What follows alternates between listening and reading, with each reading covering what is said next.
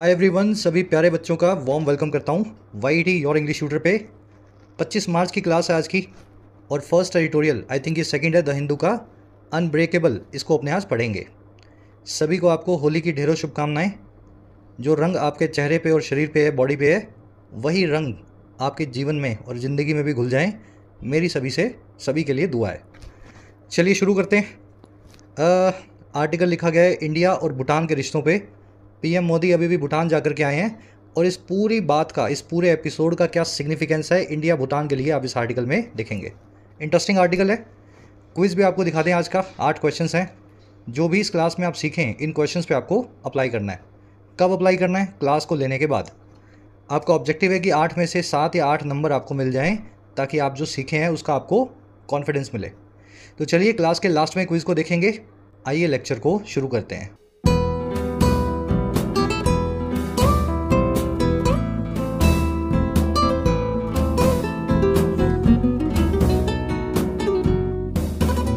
Unbreakable.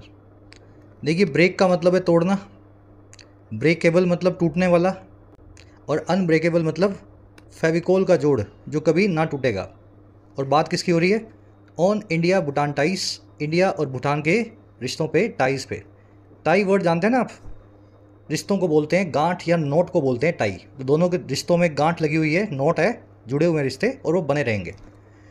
चलिए, ये unbreakable बड़ा सिंपल सा एक वन वर्ड कह सकते हैं आप इसको, सबको आता ही होगा ये। इस पे मैं एक अच्छा वाला वन वर्ड आपसे पूछ लेता हूँ। ऐसी चीज़ जो आपको टेस्टी ना लगे। क्या ना लगे? टेस्टी। जो आपके टेस्ट बड्स जो हैं उस पर अच्छी ना लगे आपको, है ना? उसके लिए कौन सा वन वर्ड बनेगा? और ये वन वर्ड बनेगा अन से। आपको हिंट दे रहा हूँ मैं। और इसमें एक वर्ड आएगा बीच में, पैलेट। पैलेट का मतलब होता है टेस्ट बड्स, वो वाला एरिया आपके मुंह का जहाँ पे आपको चीज़ों का टेस्ट पता लगता है। डालना बनाना कमेंट्स में, है ना? जिसको आता हो, और जिनको नहीं आता हो कमेंट्स में चेक करना। India and Bhutan have forced closer ties at a time of regional challenges. Bhutan और इंडिया ने फोर्ज किया है। फोर्ज करने का क्या मीनिंग है? 3 मीनिंग है। पहला मीनिंग होता है किसी चीज़ को मार मार के किसी शेप में ढालना। दूसरा मीनिंग होता है बड़े मेहनत और जतन से किसी चीज़ को बनाना।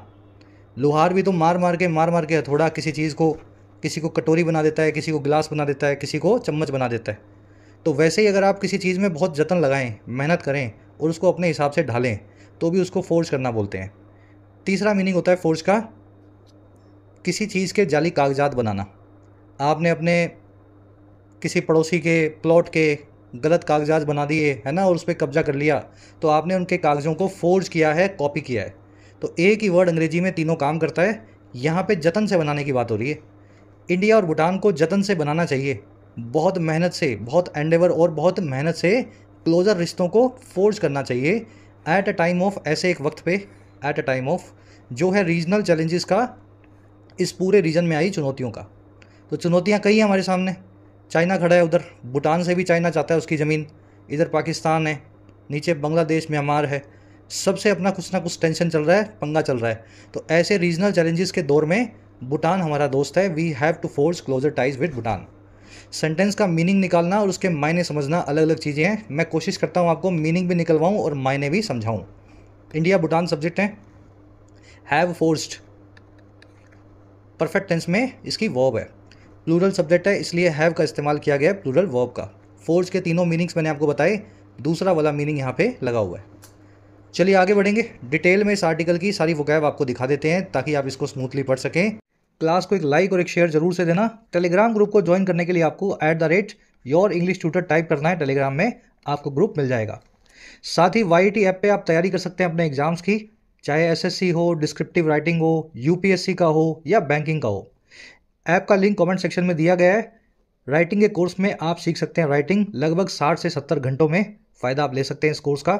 यूपीएससी के कोर्स में आप अपना मीडियम चेंज कर सकते हैं, किसी और लैंग्वेज से इंग्लिश में माइग्रेट कर सकते हैं। यूपीएससी के सभी एस्पेक्ट्स कवर्ड हैं, answer writing, essay writing, descriptive writing, C SAT. SSC और बैंकिंग के कोर्स में आपको सारे वैरायटी के क्वेश्चन सोल्व करना सिखाया जाता है। 100 से सवा घंटों के कोर्सेज हैं, आप भरपूर अपनी प्रैक्टिस कर सकते हैं। कोई क्वेश्चन हो, क्वेरी हो, टीम का नंबर है व्हाट्सअप, आप इस नंबर पर टीम से जुड़ सकते हैं via WhatsApp.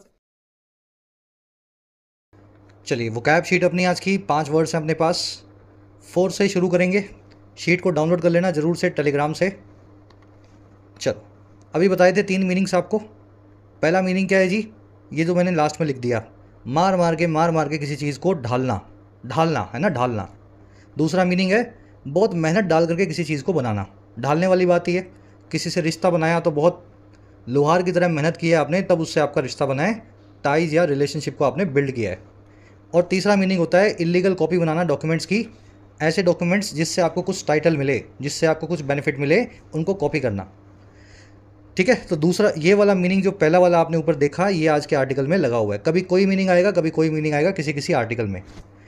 New Delhi has forged alliances, नई दिल्ली ने बहुत मेहनत से बना लिए हैं रिश्ते। और किसके साथ बनाए हैं भाई?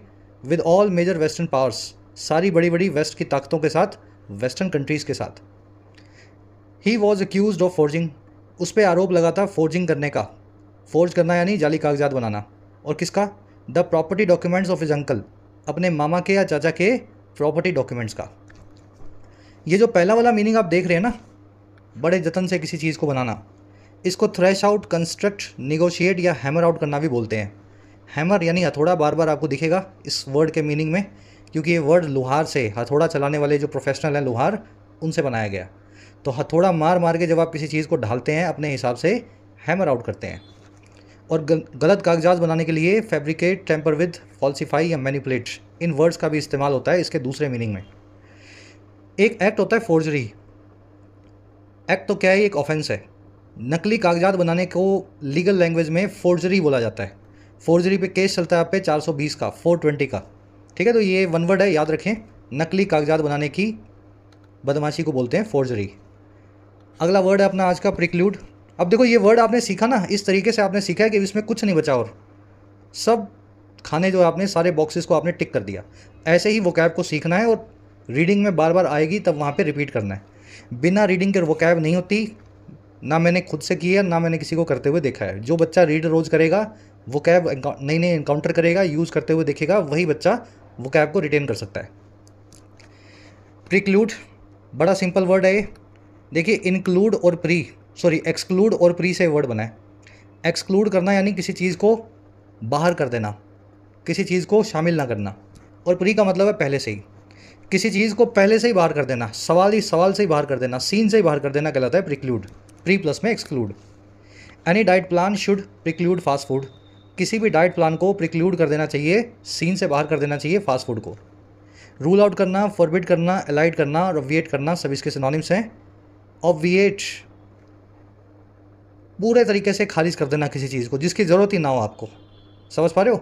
अब आपने ग्रेजुएशन कर ली, अगर आपको अभी किताब मिले 3rd स्टैंडर्ड की, आपकी 3रे दर्जे की आपको किताब मिले 3rd क्लास की, वो किताब को आप ऑब्विएट कर देंगे, भाई ये तो मुझे नहीं चाहिए, ये तो मैं पढ़ चुका 20 साल पहले, अब इसका काम भी नहीं है। समझ पा रहे हो? ऑब्विएट कर देना।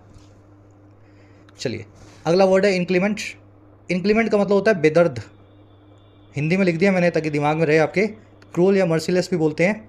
ध्यान ये रखना है 90% केसेस में inclement word weather, climate, skies, clouds, environment, इन वर्ड्स के साथ यूज़ होगा। इंक्लीमेंट वेदर मतलब बेदर्द मौसम, इंक्लीमेंट क्लाइमेट मतलब बेदर्द। समझ गए ना क्या कहना चाह रहा हूँ? Our trip had to be postponed, हमारी ट्रिप को पोस्टपोन करना पड़ा। और क्यों करना पड़ा भाई? ड्यू टू इंक्लीमेंट वेदर, बेदर्द मौसम की वजह से, ख़राब मौसम की वजह से। बिटर बोल सकते हैं इसको। आज ये वर्ड आप इंक्लीमेंट आर्टिकल में देखेंगे। 2 वर्ड्स और हैं, ब्रश असाइड और ब्रश ऑफ। दोनों फ्रेजल वर्ब्स हैं और एक ही मीनिंग रखती हैं। बनी कहाँ से है ये? मैंने आपके सामने टेबल पे कोई चीज़ को रखा और वो चीज़ आपको पसंद नहीं है, तो आप क्या करेंगे? उस चीज़ पे हाथ रखेंगे और उसको साइड में खिसका देंगे। तो ये ब्रश किया आपने असाइड में, या ब्रश किया अपने से दूर। खिसकाना, ब्रश करना समझते हैं आप? घसीट करके किसी चीज़ को साइड में करना। तो इस वर्ड का मीनिंग भी यही है फ्रेजल वर्ब का, किसी चीज़ को दरकिनार या इग्नोर कर देना, डिसरिगार्ड कर देना। उस चीज़ की तरह जो आपके सामने टेबल पे रखी गई थी लेकिन आपको पसंद नहीं आई, आपने उसको घसीटा हाथ से और समझ गए? ऐसे ही बनी है फ्रेजल वर्ब्स, ऐसे ही याद रखनी है। कितना आसान है। ब्रश असाइड और ब्रश ऑफ को श्रग ऑफ करना भी बोलते हैं। श्रग क्या होता है? कंधे झटकाना। जब आपसे कभी कभी कोई चीज़ पूछी जाती है ये खाओगे, आप कंधे उचका के बोलते हो नहीं भाई मुझे तो नहीं खानी, तुम खाओ, खानी है तो श्रग ऑफ करके भी आप चीज़ों को डिसरिगार्ड या इग्नोर करते हैं। श्रग ऑफ करना यानी कंधे उचकाना। Both the parties brushed off या ब्रस्ट असाइड देयर डिफरेंसेस, दोनों ही पार्टीज़ ने दरकिनार किया अपने फासलों को। And formed an alliance, form किया एक रिश्ते या अलायंस को, अपने झगड़े को भुला करके दोस्ती को एक मौका दिया, ऐसा समझ सकते हैं। चलिए अच्छे से समझा दिए फ्रेजल वर्ब। आज के क्विज़ में आपसे पूछी है। लास्ट वर्ड है अपना सोजर्न। बड़ा ही पोइटिक वर्ड है ये। पोइटिक का मतलब है लिटरेचर में और पोएम्स में यूज़ होता है। सोजर्न का मतलब होता है छोटी सी यात्रा या स्टे। आप घूमने गए 5 दिन मनाली, है ना, 3 दिन कहीं भी चले गए घूमने फिरने, गोवा चले गए, अंडमान चले गए, तो ये जो आप करते हो 2-3 दिन का, ये होता है आपका सोजर्न। एक ब्रीफ विजिट या स्टे करके आप कहीं पे आते हो। After a brief sojourn in mountains she return refreshed, एक छोटी सी विजिट के बाद पहाड़ों में वो फ्रेश होकर के, रिफ्रेश्ड होकर के वापस आई, तरोताज़ा होकर के लौटी। स्टॉप ओवर या ले ओवर भी बोलते हैं इस वर्ड को। You will see this word in the article today. बंद कर रहा हूँ इस वोकैब शीट को। 5 वर्ड्स डिटेल में आपने देख लिए। अब आ जाओ आर्टिकल पे। समरी आपको देंगे। ये समरी के मोदी जी अभी जाकर के आए हैं भूटान, और भूटान में उनका जो हाईएस्ट सिविलियन अवार्ड है, जैसे भारत में है भारत रत्न, है ना, पाकिस्तान में भी कुछ ऐसा है, निशाने पाकिस्तान बोलते हैं शायद उसको, तो वैसे ही भूटान का जो भारत रत्न है या निशाने पाकिस्तान है, निशाने भूटान, वो मोदी जी को दिया गया। हमारा आर्टिकल 2-3 चीज़ें बता रहा है।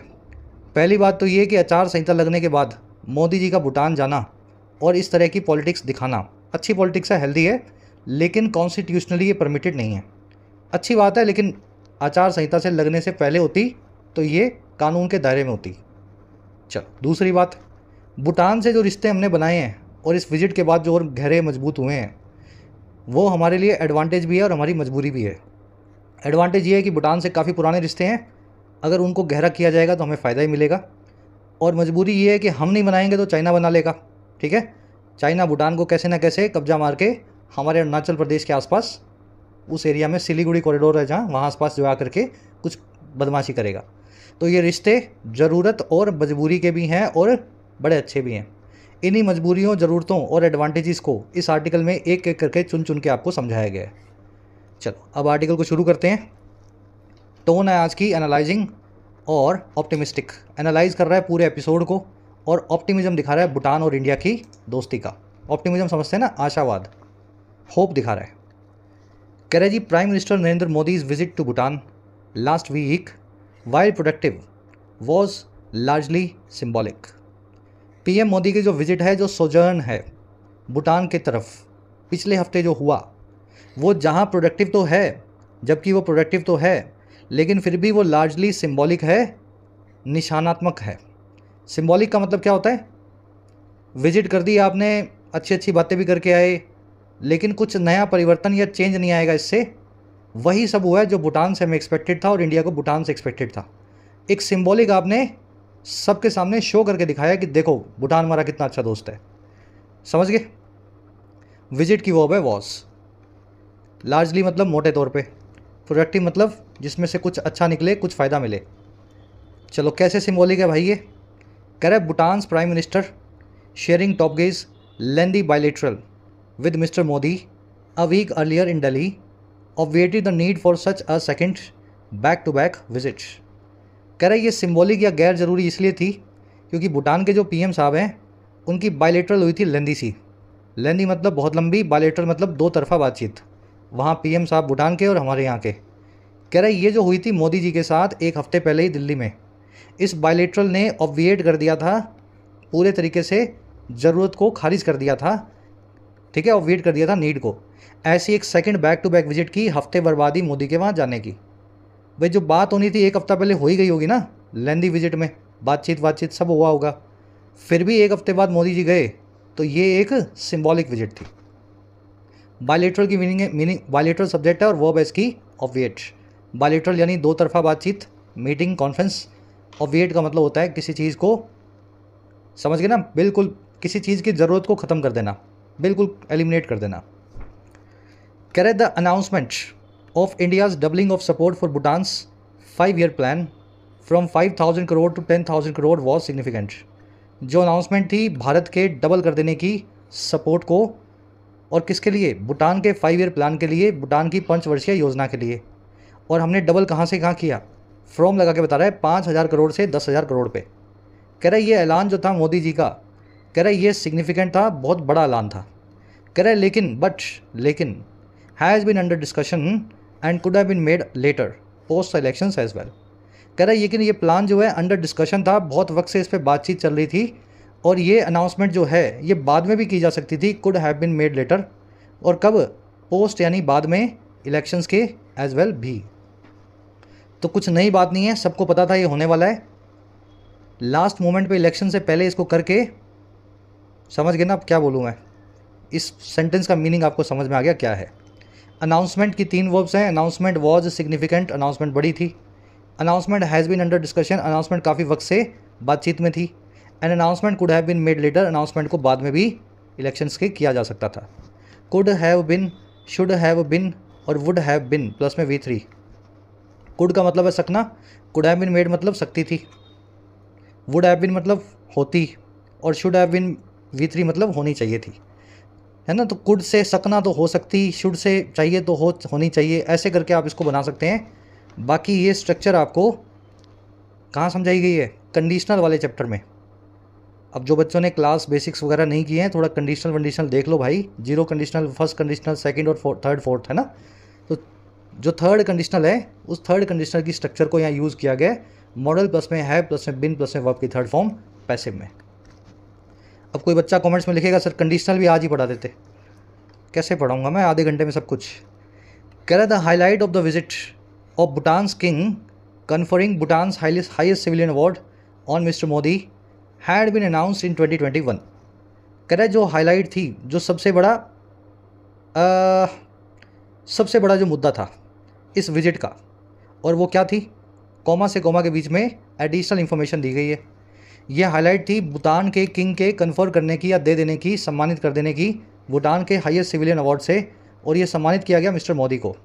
Conferred the highest civilian award on mister Modi. कह रहा है ये जो है ना, ये अनाउंस कर दी गई थी सन 2021 में, आज से 3 साल पहले।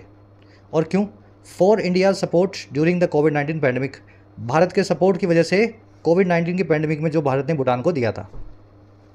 अब इतनी बात आप समझ गए, अब आगे का देखो।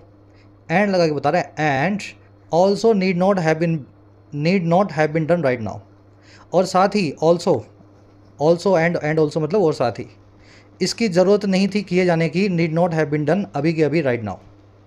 जो काम 2021 में होना था 2024 में इलेक्शन से बिल्कुल पहले करवाया गया, ऐसा करवाने की ज़रूरत इस आर्टिकल के एडिटर के हिसाब से नहीं थी। चलो, हाईलाइट की वर्ब है हैड बिन अनाउंस्ड, हाईलाइट की दूसरी वर्ब है need not have been done. Structure क्या होती है ये अभी आपको अलग से बताएंगे। Need not have been done कहाँ से आई ये स्ट्रक्चर, है ना, ये आपको भी डिटेल में करवाते हैं। कन्फर करना यानी किसी अवार्ड को, किसी सम्मान को, पुरस्कार को किसी को देना, और ये हमेशा ऑन लगा के दिया जाता है, बताया जाता है जिसको भी दिया गया हो। Conferred a medal, conferred an award on somebody या अपॉन समबडी। ऑन और अपॉन जो है इंटरचेंजेबल है इंग्लिश में, जहाँ पे ऑन लग रहा है वहाँ अपॉन का भी इस्तेमाल किया जा सकता है मोस्ट केसेस में, ठीक है। मोस्ट का मतलब है आप आंख बंद करके कर दोगे तो 100 में से 99 जगह सही रहोगे। ऑन या अपॉन एक ही बात है। बढ़े आगे, चलो ये स्ट्रक्चर अभी आपको थोड़ा सा फ्लो बना लो, फिर इस पर वापस लौटेंगे, कैसे बनाई गई आपको बताते हैं। कह रहा है जी the fact that mister Modi went ahead with visit despite India's electoral model code of conduct in place, his campaign schedule and inclement weather in Bhutan nearly delaying the programme indicates how important it was. कह रहा है जी जो fact है ना, ये जो तथ्य है, ये जो बात है, कौन सी बात, दैट की हुई है कि मिस्टर मोदी जो है आगे बढ़ गए, वेंट अहेड कर गए इस विजिट से, इस विजिट के लिए वो आगे बढ़ के आए। और कैसे आए, बावजूद इन तीनों चीज़ों के। अब देखो कॉमा से कॉमा के बीच में डिस्पाइट लगा के उन तीनों चीज़ों के बारे में बताया गया है। डिस्पाइट मतलब बावजूद, और 3 चीज़ें क्या हैं। पहली चीज़ कि इंडिया का जो electoral model code of conduct है या आचार संहिता है वो इन प्लेस है, वो लगा हुआ है। दूसरी चीज़ उनका कैंपेन शेड्यूल भी चल रहा है, उनका चुनावी अभियान भी चल रहा है मोदी जी का। और तीसरी चीज़ इंक्लीमेंट वेदर जो है, बेदर्द मौसम जो है भूटान का, उसने नियरली डिरेल भी कर दिया है, पटरी से उतार दिया है इस पूरे प्रोग्राम को। कह रहे बावजूद इन सब चीज़ों के मोदी साहब इस विजिट के लिए गए। ये जो फैक्ट है ना, ये फैक्ट ये इंडिकेट करता है, बताता है क्या इंडिकेट करता है, कितनी ज़रूरी ये मीटिंग, कितनी ज़रूरी ये कॉन्फ्रेंस मोदी जी के लिए थी, how important it was. Sentence की स्ट्रक्चर देखिए आपने। अगर ये बीच वाला निकाल दो तो ये सेंटेंस बड़ा ईजी है।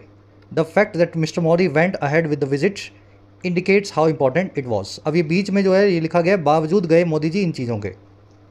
फैक्ट की वर्ब है इंडिकेट्स, मोदी की वर्ब है वेंट अहेड, इट की वर्ब है वॉज, इट आया इस मीटिंग के लिए, डिस्पाइट का मतलब है बावजूद, इनक्लीमेंट मतलब बेदर्द, और ये वर्ड यूज़ होगा weather, climate, environment, sky, clouds, इन्हीं तरह की चीज़ों के साथ। ठीक है।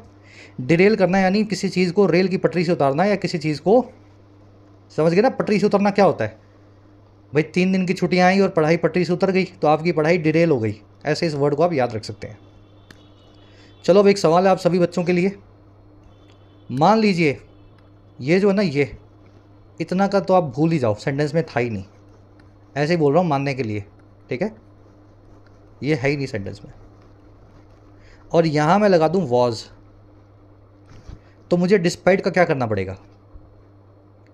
पहली नहीं है ये, बहुत आसान है, सबको आना चाहिए, बेसिक सा एक समझ के कॉन्सेप्ट है जो सबको करवाया हुआ है, एक बार उसको रिवाइज कर रहे हो आप।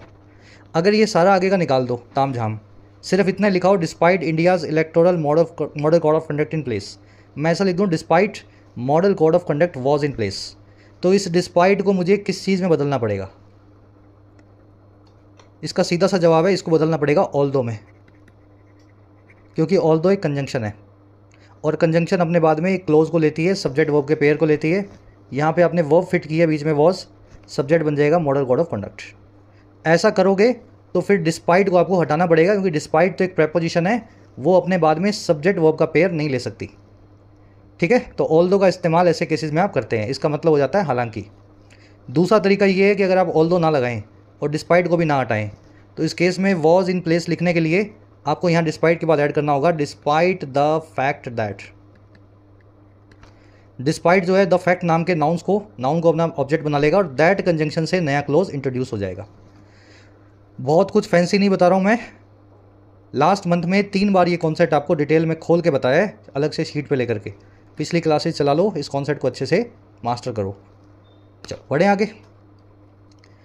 कह रहे the symbolic messaging was 3 fold. जो सिम्बॉलिक मैसेज था, जो प्रतीकात्मक संदेश था इस विजिट का, वो 3 फोल्ड था, 3 तरह का था। समझ के 3 फोल्ड लगी हुई थी उसमें, और वो तीनों फोल्ड आपको बताएगा। कह रहा जी first that India is fully committed to Bhutan's development. पहली चीज़ तो ये, भारत जो है पूरे तरीके से कमिटेड है, वचनबद्ध है भूटान के विकास के लिए। Particularly the upcoming Gelephu mindfulness city, खास करके इस अपकमिंग गैलेफू माइंडफुलनेस नाम की सिटी के लिए, शहर के लिए। और ये क्या है, कॉमा से कॉमा के बीच में एडिशनल इन्फॉर्मेशन है, आगे फुल स्टॉप लग गया। ये है a project likely to benefit from India's increase in financial support to its neighbour. ये वो प्रोजेक्ट है जो लाइकली है, संभावित है कि बेनिफिट करेगा, फ़ायदा उठाएगा भारत के इजाफे से, इंक्रीज से, जो हम फाइनेंशियल सपोर्ट के तौर पे भूटान को देते हैं, अपने नेबर को देते हैं। तो पहला इसका मैसेज ये था कि भूटान के विकास और प्रगति में हम भी शामिल हैं। ये जो सिटी भूटान बना रहा है, एक कॉस्मोपॉलिटन सिटी होगी जिसमें ट्रेड होगा, इंडस्ट्री आएगी, है ना। इस सिटी के अंदर हम और पैसा डालेंगे, भूटान को डेवलप बनाने के लिए हम वचनबद्ध हैं। तो फर्स्ट इंडिया की वर्ब है इज़, कमिटेड टू होना, किसी चीज़ के लिए वचनबद्ध होना। चलो अब दूसरा देखो, 3 फोल्ड है ना, सेकंड फोल्ड क्या है भाई। दूसरा ये है कि second, Bhutan is an integral part of India's infrastructure initiative. Bhutan एक इंटीग्रल पार्ट है, इनसेपरेबल हिस्सा है, अभिन्न हिस्सा है भारत के इंफ्रास्ट्रक्चर के इनिशिएटिव्स का, इंफ्रास्ट्रक्चर को लिए गए नए नए कदमों का।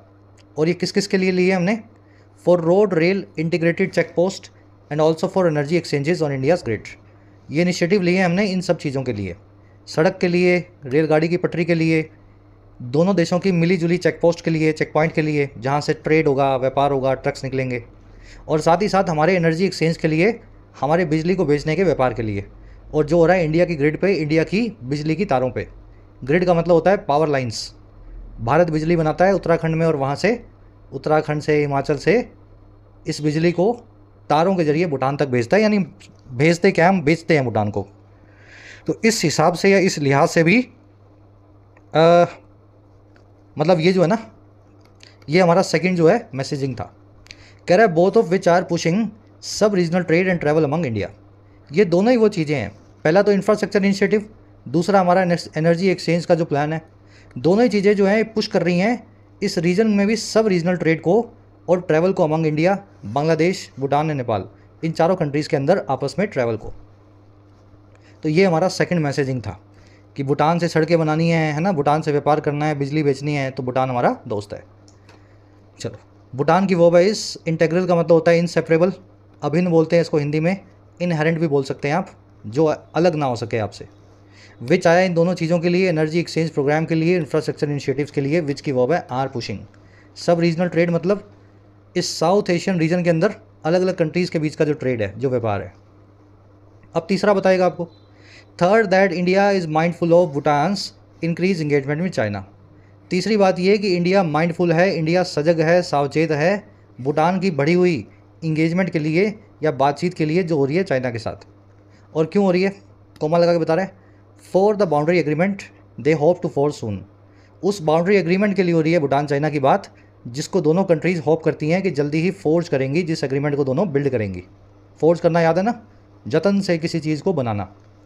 कह रहा है लेकिन but that it does not intend to give Beijing space in areas of engagement such as trade and investment. कह रहा है लेकिन ये बात भी कि इंडिया इंटेंड नहीं करता है, इंडिया की बिल्कुल मंशा नहीं है कि वो दे बीजिंग को स्पेस या गुंजाइश थोड़ी सी भी इन एरियाज ऑफ इंगेजमेंट में, बातचीत के इन हिस्सों में, जैसे कि ट्रेड और इन्वेस्टमेंट।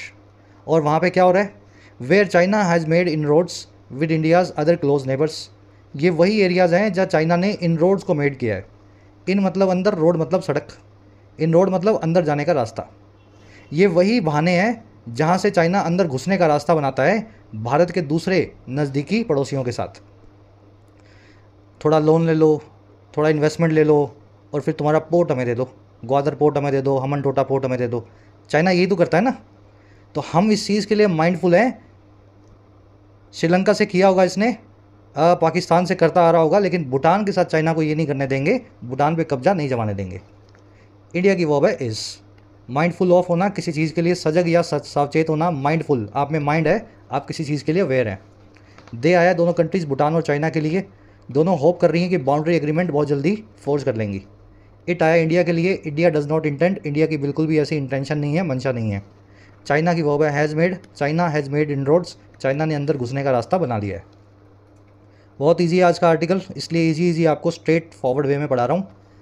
अब अपना जो ऊपर कॉन्सेप्ट छोड़ के आए हो, फटाफट उसको देख लो। देखो, ऐसे समझोगे तो पूरी ज़िंदगी समझ नहीं आएगा। एक बार जो आपको समझ में आया हुआ है पहले उसको भूल जाओ और नए तरीके से समझने की कोशिश करना। 3 वर्ब्स अंग्रेजी में, नीड, डेयर, और तीसरी है डेयर की सेकंड फॉर्म डेयर्ड। चाहे तो आप इनको 2 ही वर्ब्स मान लो, लेकिन नीड की नीडेड नहीं होगी, डेयर की डेयर्ड हो सकती है। ये 3 वर्ब्स स्पेशल हैं। कैसे भाई? ये मेन वर्ब तो बनती हैं। आई नीड टू गो, मुझे जाना है। डेयर का मतलब होता है किसी चीज़ की ज़रूरत करना, किसी काम को करने का हौसला दिखाना। I can not dare to tell the truth, मेरे में हिम्मत नहीं है ट्रूथ को बताने की, सच को बताने की। तो ये जो नीड, डेयर और डेयर्ड हैं, इनके पास एक स्पेशल टास्क मिला हुआ है इनको कि ये मेन वर्ब तो बनती हैं जैसे आप बनाते आए हो इनको, ये सेमी मॉडल वर्ब यानी एक हेल्पिंग वर्ब भी बन जाती हैं कभी कभी। ऑप्शनल होता है, आप बनाना चाहें तो। और ये तभी होगा जब ये नेगेटिव या इंट्रोगेटिव फॉर्म में यूज़ होंगी, नकारात्मक या प्रश्नात्मक क्वेश्चन में आएंगी। चलो अब मैं आपको प्रैक्टिकली बताता हूँ कितना आसान कॉन्सेप्ट है ये। India does not need to depend on China for smartphones. India does not need, does यहाँ पे हेल्पिंग वर्ब, नीड यहाँ पे मेन वर्ब। समझ गए ना? तो नीड यहाँ पे मेन वर्ब का रोल कर रही है, जो कि करती भी है और हमें अच्छे से पता है। भारत को ज़रूरत नहीं है डिपेंड होने की चाइना पे स्मार्टफोन्स के लिए। नीड के बाद में एक टू इन्फिनेटिव का आपने इस्तेमाल किया है। अब अगला सेंटेंस देखो। South Korea doesn't dare to provoke military escalation with North Korea. South Korea dare नहीं करता है, हिम्मत नहीं करता है, ज़रूरत नहीं करता है प्रोवोक करने की मिलिट्री के झगड़े को, एस्केलेशन को नॉर्थ कोरिया के साथ। डज़ नॉट, डज़ यहाँ पे हेल्पिंग वर्ब, डेयर यहाँ पे मेन वर्ब, टू प्रोवोक नाम का इन्फिनेटिव यहाँ लगा हुआ है। अब ये दोनों ही सेंटेंसेस सही हैं, इनमें कोई झंझट नहीं है, लेकिन मैं आपको ये समझाना चाह रहा हूँ इन दोनों सेंटेंसेस के नेगेटिव होने की वजह से आप चाहें तो नीड और डेयर वर्ब को सेमी मॉडल फॉर्म में भी यूज़ कर सकते हो। और करना आपको आना चाहिए, ज़रूरी नहीं है, लेकिन अगर आपका एग्जामिनर आपको करके दे रहा है तो आपको देखना चाहिए कि क्या उसने सही किया है, गलत किया है। अब ये कैसे करेंगे ये मैं आपको समझा देता हूँ, बड़ा आसान सा काम है ये। देखो ऐसा है, आप इसको जब मॉडल वर्ब बनाएंगे नीड को, तो फिर हेल्पिंग वर्ब आपको निकालनी पड़ेगी। निकाल दी। डज नॉट, ये डजंट लिखा हुआ है ना, डज नॉट ही तो लिखा हुआ है, डजंट। हेल्पिंग वर्ब को आपने निकाल दिया।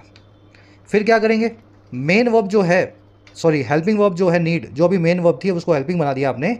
इसके बाद आपको नॉट लगाना पड़ेगा, क्योंकि नॉट ने कसम खाई हुई है हमेशा हेल्पिंग वर्ब के बाद आऊँगा। फर्स्ट केस में तो डज के बाद आया हुआ था, अब डज को आपने निकाल दिया, नीड को हेल्पिंग वर्ब मान लिया, तो इसके बाद नॉट लगा दिया। और तीसरा काम क्या करेंगे, क्योंकि नीड अब हेल्पिंग वर्ब है, इसको एक मेन वर्ब चाहिए होगी, बाद में रखे हुए इन्फिनेटिव का टू निकाल देंगे, ये बन जाएगा बेस फॉर्म और मेन वर्ब का काम करेगा।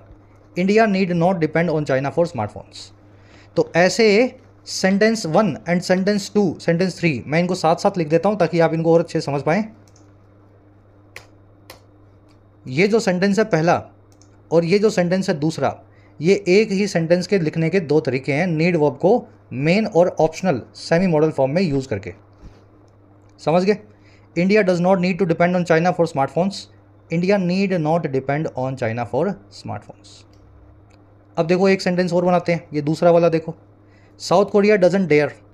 क्या करूँगा मैं, डजंट में से नॉट को अलग कर दूंगा अगर लगा हुआ है तो, डज को हटा दूंगा, डेयर को हेल्पिंग वर्ब बना दूंगा, नॉट को जो रखा था पहले उसको हेल्पिंग वर्ब के बाद यानी डेयर के बाद रखूंगा, क्योंकि अब तो ये हेल्पिंग बन गई।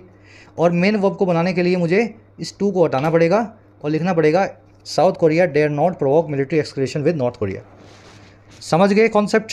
मज़ा आ गया? चलो अब ध्यान देने की चीज़ें देखो जहाँ एग्जामिनर आपके स्वाद लेगा इस कॉन्सेप्ट में। यार ये बताओ, इंडिया के लिए नीड्स नहीं लिखना चाहिए क्या? साउथ कोरिया के लिए डेयर्स नहीं लिखना चाहिए क्या? लिखना चाहिए। साउथ कोरिया सिंगुलर है, हेल्पिंग वर्ब डेयर्स आएगी, इंडिया सिंगुलर है, हेल्पिंग वर्ब नीड्स आएगी। लेकिन ध्यान दे लेना ये सब आप नहीं करेंगे, क्योंकि ये मॉडल वर्ब्स हैं, मॉडल वर्ब्स अपनी फॉर्म को चेंज नहीं करती हैं। तो नीड वर्ब जब भी सेमी मॉडल फॉर्म वर्ब में यूज़ हो फॉर्म में, फिर सुन लो, नीड वर्ब डेयर वर्ब जब आप इनसे पंगे लेकर के इनको सेमी मॉडल बनाते हैं तो फिर इनको आपको एस या ई एस नहीं लगाना है, ये मॉडल वर्ब्स हैं, इनकी फॉर्म को चेंज नहीं कर सकते। तो यहाँ पे इंडिया एंड अमेरिका भी लिखा होता तब भी नीड आएगा, इंडिया अकेला है तब भी नीड आएगा, नीड्स लिखने की आपको ज़रूरत नहीं है। तो ये तो थी पहली चीज़, एग्जामिनर आपको नीड्स लिख करके देता है, डेयर्स लिख करके देगा आपको एग्जामिनर, तो आपको इस एस को पीछे से निकाल देना है। मॉडल हेल्पिंग वर्ब कभी भी अपनी फॉर्म को नहीं बदलती है। दूसरा आपके मज़े कहाँ लेगा, चलो मज़े लेने का मतलब समझ रहे हो ना, एग्ज़ाम में आपको परेशान कहाँ करेगा। देखो, does India need to depend on China for smartphones, interrogative sentence है, इंट्रोगेटिव सेंटेंस है, इंट्रोगेटिव सेंटेंस को भी आप दूसरे तरीके से लिख ही सकते हैं, नेगेटिव हो या इंट्रोगेटिव हो, अगर नीड वर्ब लगी है, डेयर वर्ब लगी है, तो आप उसको ऑप्शनल फॉर्म में, सेमी मॉडल फॉर्म में ला सकते हैं। क्या करना है, अगेन डज को हटा देना है, लेकिन हेल्पिंग वर्ब को शुरू में लाना है, क्योंकि इंट्रोगेटिव सेंटेंस है तो नीड को शुरू में ले आना है।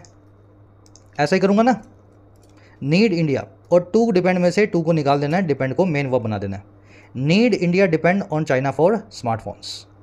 तो इस तरीके से आपको इंट्रोगेटिव सेंटेंस के अंदर भी इसी फॉर्मूला को यूज़ करते हुए हेल्पिंग वर्ब को, चलो समझ गए होगे आप। चलो अब ये जो लास्ट वाले दो सेंटेंस है इनको भी देखो, इसमें एक नई चीज़ देखोगे आप। नई चीज़ ये है, एक मिनट है, ये टू डिपेंड को मैं वो कर देता हूँ, India needs to depend on China for smartphones. क्या मैं इसको सेमी मॉडल फॉर्म में लिख सकता हूँ? सेमी मॉडल फॉर्म बना रहा हूँ, सेमी मॉडल फॉर्म, और इसमें लिख दूंगा India need depend on China for smartphones, ऐसे तो लिखूँगा। ध्यान ये देना, इस केस में सेमी मॉडल फॉर्म नहीं बनानी चाहिए, क्योंकि ये सेंटेंस ना तो नेगेटिव है ना इंट्रोगेटिव है। जब नेगेटिव इंट्रोगेटिव हो तभी सेमी मॉडल वाली बदमाशी आपको करनी है, इस झंझट में पड़ना है कुल मिला के, ठीक है? नहीं तो मेन वर्ब चल रही है वैसे ही चलने दो, जब तक नेगेटिव और इंट्रोगेटिव सेंटेंस ना हो तब तक आप इसको सेमी मॉडल में चेंज नहीं करेंगे, ऑप्शनल वाला ऑप्शन आपके लिए नहीं खुला। तो ये सेमी मॉडल फॉर्म जो है इस केस में मैं यहाँ लिखूँगा शुड बी अवॉइडेड। बन नहीं सकती, ऐसा नहीं है कि बन नहीं सकती, बन सकती है, लेकिन बनानी नहीं है, मैं कहने का मैसेज ये है आपका यहाँ। वैसे ही India does not need another aircraft carrier, यहाँ तो नॉट भी लग गया, यहाँ तो नॉट भी लग गया, तो नॉट लग गया तो सेमी मॉडल फॉर्म बन जाएगी। सेमी मॉडल फॉर्म बनाने के लिए क्या लिखूँगा, मैं लिखूँगा India need not another aircraft career, ऐसा लिखूँगा ना? नहीं भाई साहब नहीं लिख सकता, नीड के बाद में, डेयर के बाद में एक इन्फिनेटिव होना चाहिए और उसको मेन वर्ब बनाओगे आप टू को निकाल के। अरे इस केस में तो इन्फिनेटिव है ही नहीं, एयरक्राफ्ट करियर ये तो नाउन है। जब कोई इन्फिनेटिव आपको दिया ही नहीं हुआ तो आप नीड को कैसे बदलोगे सेमी मॉडल फॉर्म में? तो ये भी आपका एग्जामिनर आपसे कभी कभी करवाएगा, तो आपको ध्यान देना है ऐसे केसेस में semi modal form is not possible. अगर टू इन्फिनेटिव दिया ही नहीं हुआ नीड और डेयर के बाद मेन वर्ब की फॉर्म में, तो सेमी मॉडल फॉर्म में आप मेन वर्ब किसको बनाओगे? टू इन्फिनेटिव को बनाना होता है, वो है नहीं, तो आप इस केस में नॉट पॉसिबल लिखेंगे, नहीं बनेगा। चलिए, होपफुली मैंने 5 मिनट में इस कॉन्सेप्ट को ठीक ठाक तरीके से आपको समझा दिया। अच्छा, लास्ट सेंटेंस आपको दे रहे हैं एज होमवर्क। सब बच्चे इसको चेंज करके होमवर्क में कमेंट्स में पोस्ट करेंगे। Does South Korea dare to provoke military escalation with North Korea?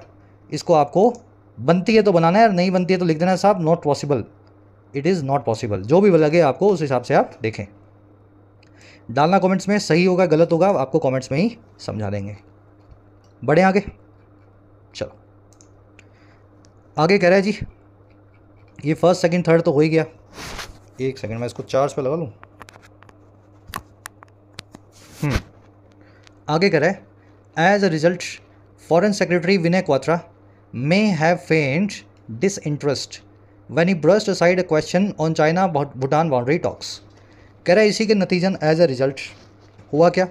हुआ ये कि हमारे जो फॉरेन सेक्रेटरी हैं विजय क्वात्रा, जो मोदी जी के साथ गए थे, कह रहा है इन्होंने हो सकता है फेन किया हो या नाटक किया हो। फेन करना यानी एक्टिंग करना है ना, नाटक करने की, प्रिटेंड करना। इन्होंने दिखाया हो नाटक में डिसइंटरेस्ट या अपनी लैक ऑफ इंटरेस्ट को, जब उन्होंने ब्रश असाइड किया, जब उन्होंने खारिज कर दिया, साइड में ढक दिया इस क्वेश्चन को, इस सवाल को, जो चाइना भूटान की बाउंड्री टॉक्स पे था। कह रहा है बट दे आर इंपॉर्टेंट, लेकिन ये सवाल सारे के सारे इंपॉर्टेंट हैं, बड़े ज़रूरी हैं। तो हम नाटक कर रहे हैं कि हमें कुछ नहीं लेना, कौन चाइना, कौन सी बाउंड्री, कौन सी टॉक, लेकिन ये सिर्फ नाटक हैं, सबको पता है। हमारे लिए सवाल बड़े इंपॉर्टेंट है, हम इनकी बात नहीं करना चाहते हैं। चलिए, क्वात्रा की वर्ब है मे हैव फेंट, ही की वर्ब है ब्रश असाइड करना, ब्रश ऑफ करना, श्रग ऑफ करना, किसी चीज़ को डिसरिगार्ड करना। दे की वर्ब है आर। कह रहे China Bhutan talks about the possible swap of land at Doklam to Bhutan's west are in fact seen as a threat to India's Siliguri corridor. China Bhutan की जो बातचीत है इस संभावित स्वैप के लिए, ये लिखा हुआ है स्वैप, इसको बोला जाता है स्वैप। स्वैप का मतलब होता है एक्सचेंज, एक हाथ दे दूसरे हाथ ले। तो चाइना भूटान की जो बातचीत है एक संभावित एक हाथ दे और दूसरे हाथ ले, जो होगा लैंड का डोकलाम पे, और कहाँ पे, भूटान के पश्चिमी हिस्से में। कह रहा है वो इनफैक्ट देखा जाता है इस लेन देन को एक चुनौती के तौर पे भारत के सिलीगुड़ी कॉरिडोर के लिए, है ना। इसको इंडिया में हम ऐसे देखते हैं कि डोकलाम अगर चाइना को भूटान ने दे दिया किसी और ज़मीन के बदले, तो चाइना हमारे दरवाजे पे सिलीगुड़ी कॉरिडोर पे खड़ा हो जाएगा।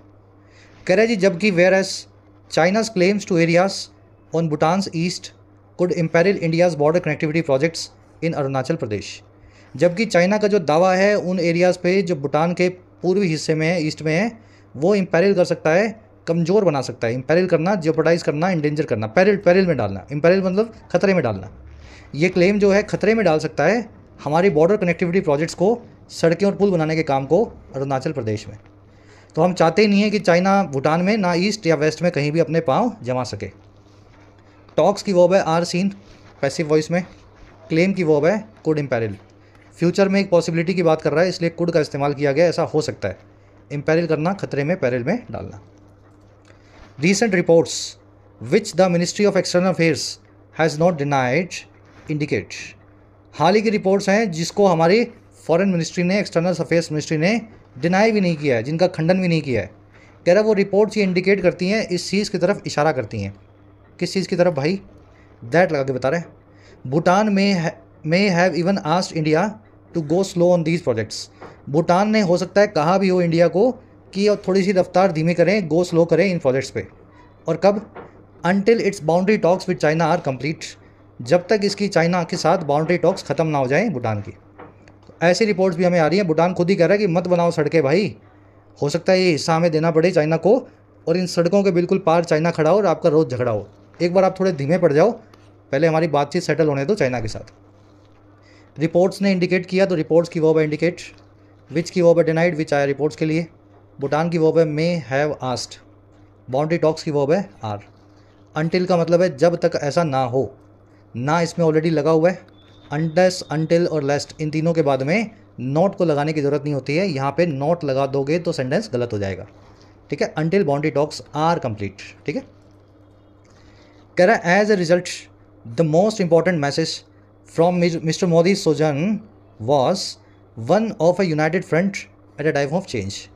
कह रहा है इसके नतीजन सबसे इंपॉर्टेंट जो मैसेज है, संदेश है मोदी जी की इस छोटी सी विजिट से, सोजन से, वो ये था, वन वो वाला एक मैसेज था, ठीक है। वन से बता रहे हैं, वो मैसेज था एक ही, वो मैसेज था ऑफ अ यूनाइटेड फ्रंट, एक संयुक्त मोर्चे का, मिली जुली कोऑपरेशन का इस बदलते वक्त में eight a time of change, ठीक है। तो आगे जो भी होगा, लेकिन हमने मैसेज ये दिया है भूटान से मिलके, भूटान ने हमें दिया है कि हम दोनों तो दोस्त रहेंगे, हमारा फ्रंट हमेशा यूनाइटेड रहेगा।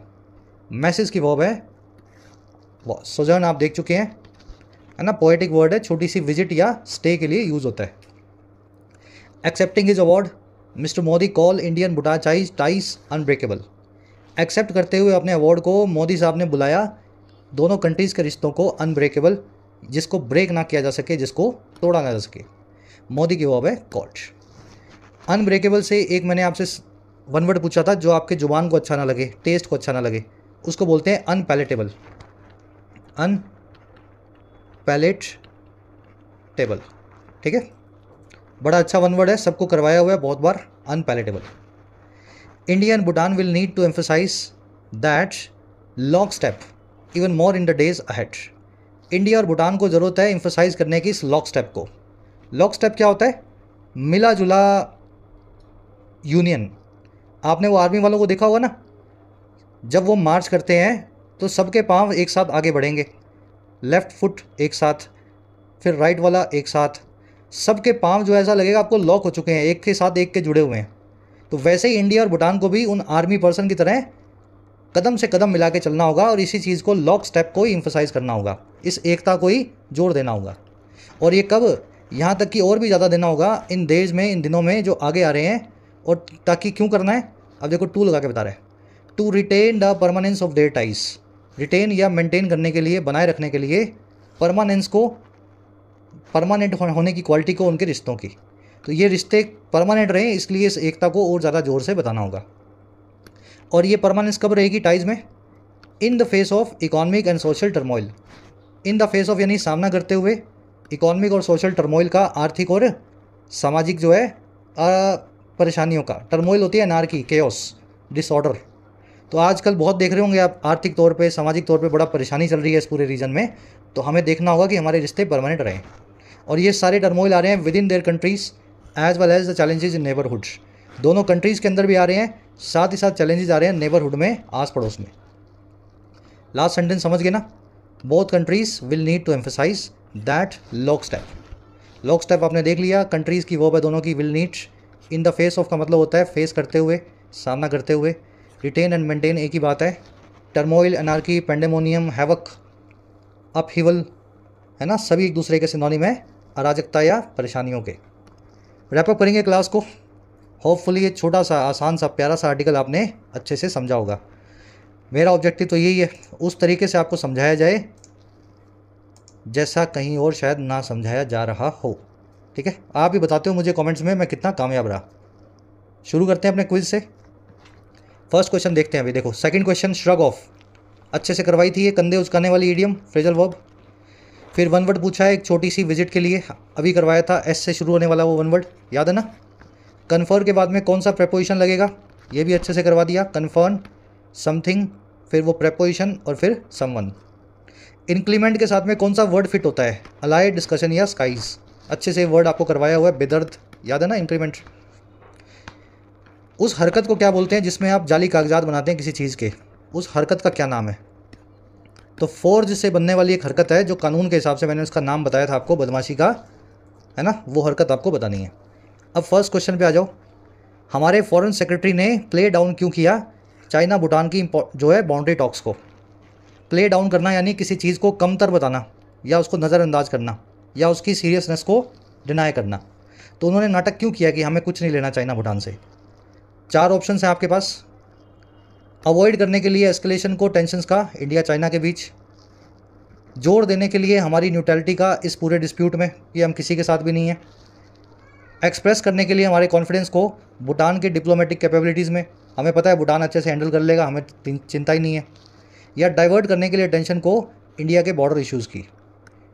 बड़ा सीधा सा क्वेश्चन है और सीधा सा आंसर है इसका। जो आंसर पहली दफ़ा आपको सही लगे वही आपका बनेगा, देख लेना। फर्स्ट कमेंट में आंसर मैंने नीचे डाला है वीडियो के, आप वहाँ से चेक करें।